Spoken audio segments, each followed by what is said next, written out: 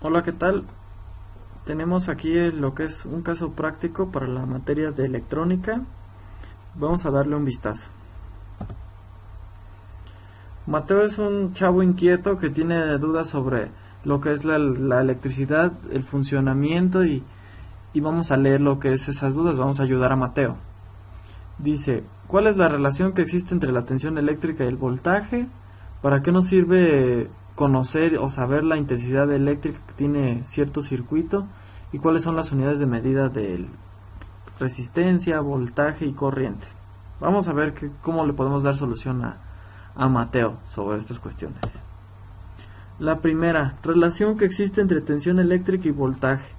Ambas son lo mismo, nada más que en distintas partes del mundo lo manejan similar, nada más que por decir, en Europa le manejan tensión eléctrica y en Sudamérica o México le llamamos nosotros voltaje. ¿Cómo podemos entender eso? Pues que es por medio de la tensión, que es la capacidad de la corriente para hacer funcionar algún aparato o circuito. La tensión es algo así como que cómo hacemos para que nuestra computadora encienda, nuestro refrigerador, nuestro microondas. Eso es lo que es la tensión eléctrica y el voltaje.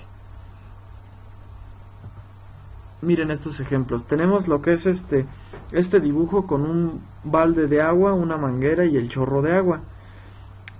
El balde de agua es lo que es nuestro voltaje, la manguera es nuestra resistencia y el agua es la corriente. Si aumentamos lo que es el voltaje, va a aumentar la corriente. En la segunda imagen vemos que sale el chorro de agua más grande, siempre y cuando mantener también lo que es la corriente constante.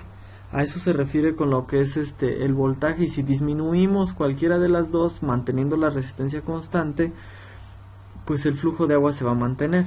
Otra, que el foco, por medio de una batería, ¿cómo hacemos encender un foco? Conectamos ambas terminales, la positiva y la negativa, y vemos cómo fluye la corriente, que es la línea verde, para hacer encender el foco.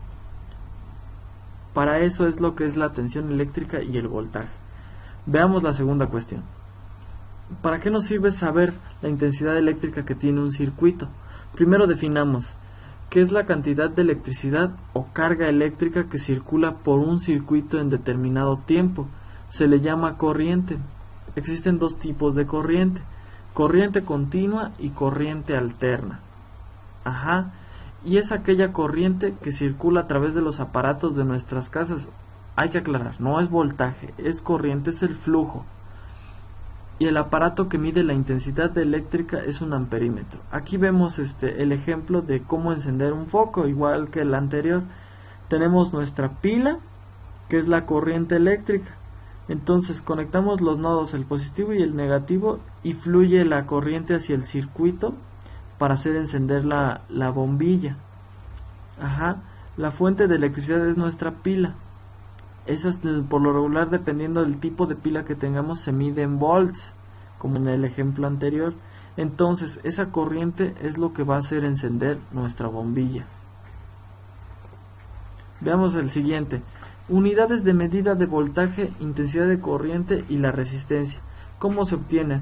La medida de voltaje se mide en volts, en honor a Alessandro Volta.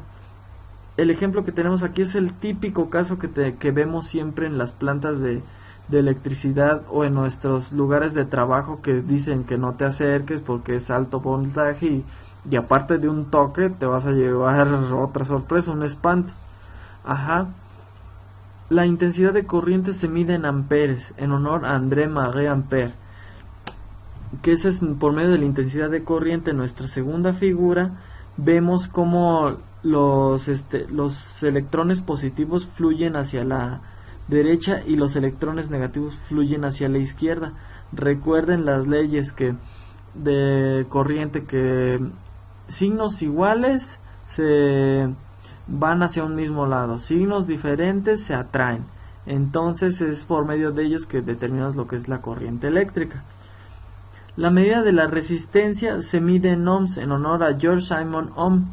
La resistencia es la que nos ayuda a establecer parte de la corriente y el voltaje.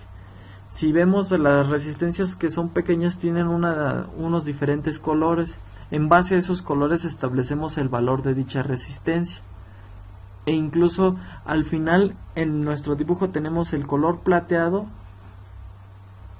y en otras ocasiones tenemos el color dorado, que esa nos establece lo que es la tolerancia de cada resistencia, porque no todas las resistencias son iguales, todas tienen colores diferentes. Los únicos que llegan a ser iguales son el plateado o el dorado, pero tienen diferentes tolerancias.